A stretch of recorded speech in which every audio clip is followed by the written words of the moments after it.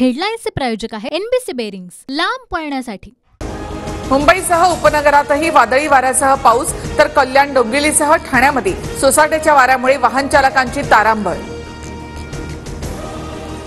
मुंबईमध्ये पुढील 3 ते 4 तास वादळी वाऱ्यासह पावसाचा इशारा।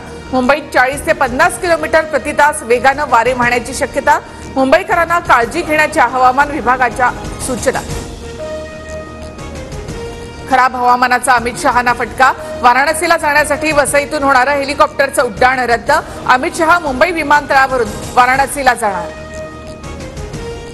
मुख्यमंत्री एकनाथ शिंदेंच्या हेलिकॉप्टरचं चाक हेलिपॅडवर खचलं, सुदैवानं कोणतीही दुर्घटना नाही।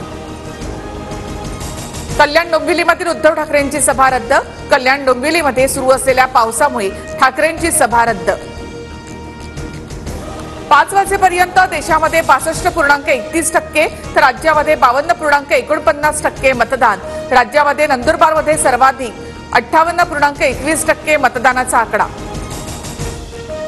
मध्ये पाटील इस्टेट परिसरामध्ये भाजप काँग्रेस कार्यकर्ते भिडले, पैसे वाटल्याच्या आरोपावरून गोंधळ झाल्याची माहिती। बारामतीमध्ये ईव्हीएम ठेवलेल्या गोडाऊनमधील सीसीटीव्ही 45 मिनिटे बंद। शरद पवार गटाचे पदाधिकारी लक्ष्मीकांत खाबिया यांच्याकडून तक्रार दाखल। बारामतीमध्ये ईव्हीएम ठेवलेल्या गोडाऊनमधील सीसीटीव्ही बंद पडणं संशयास्पद बाब। संबंधित घटनेला जबाबदार असणाऱ्यांवर कारवाई करावी, सुप्रिया सुळे यांची मागणी। शरद पवार यांना माहिती आहे बारामतीमध्ये तुतारीचा पराभव झालाय। रोहित पवारांनी ट्विट केलेला व्हिडिओ फक्त मूर्खपणा, अमोल मिटकरींचा हल्लाबोल।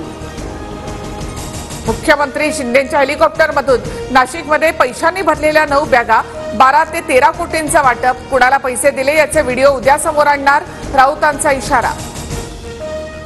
राऊतांकडून जनतेचं लक्ष भरकटवण्याचा प्रयत्न, पैशाने निवडणूक जिंकता येत नाही, शिरसाटांचा प्रत्युत्तर।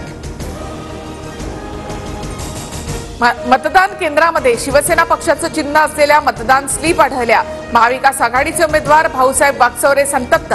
कोपरगाव तालुक्यातील पोहेगाव मतदान केंद्रावरचा प्रकार। हेडलाईन्सचे प्रायोजक आहे एनबीसी बेरिंग्स, लांब पळण्यासाठी।